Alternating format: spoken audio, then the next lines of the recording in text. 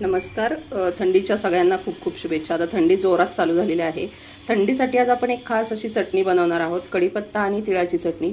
ही तुमच्या केस गळतीवरती तसेच सांधीदुखीवरती अतिशय उपयुक्त आहे. तसेच ही चटणी 1 महिनाभर तरी टिकते. काचेच्या बरणीमध्ये भरून ठेवली तर 1 महिना ही चटणी टिकते. चला तर मग रेसिपीला सुरुवात करूयात. पॅन तापत ठेवलेला आहे, त्याच्यामध्ये आपण 1 वाटी तीळ घालून घेऊयात.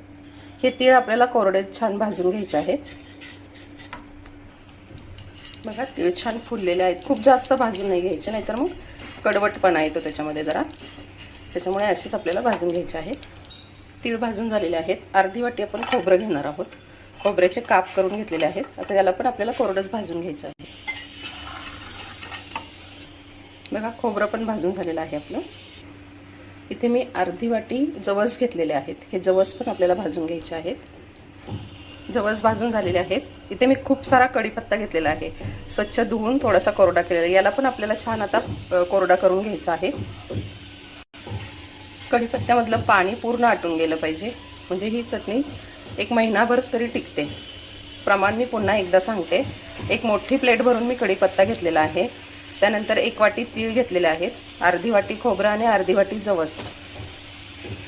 कढीपत्त्यामध्येच आपण अर्धी वाटी लसूण घालणार आहोत. लसूण भरपूर घालायचा ह्या चटणीला. थंडीच्या दिवसामध्ये लसूण पण खूप चांगला असतो खाल्लेला. हा गावरान लसूण आहे. त्याच्यामध्येच आपल्याला लसूण पण थोडासा परतून घ्यायचा आहे. बघा, कढीपत्ता पूर्ण कोरडा झालेला आहे. त्याचा छान आता सुगंध पण यायला लागलेला आहे. ह्या स्टेजला आपण कढीपत्त्याचा गॅस बंद करून घेणार आहोत. इथे भाजलेले जिन्नस ठेवले आहेत. सगळ्यात पहिल्यांदा आपण खोबरं बारीक करून घेणार आहोत. त्यानंतर तीळ आणि जवस. इथे मी 1 वाटी मीठ घेतलेलं आहे आणि 2 वाटी मिरची पावडर घेतलेली आहे. तुमच्याकडे मिरच्या असतील तर तुम्ही अख्ख्या मिरच्या पण घालू शकता. आता हे सगळं आपल्याला मिक्सरमधून बारीक करून घ्यायचं आहे. बघा मैत्रिणींनो, तयार आहे आपली तीळ आणि कढीपत्त्याची चटणी.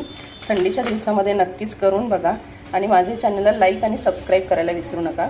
आता ही चटणी आपण काचेच्या बरणीमध्ये भरून ठेवणार आहोत.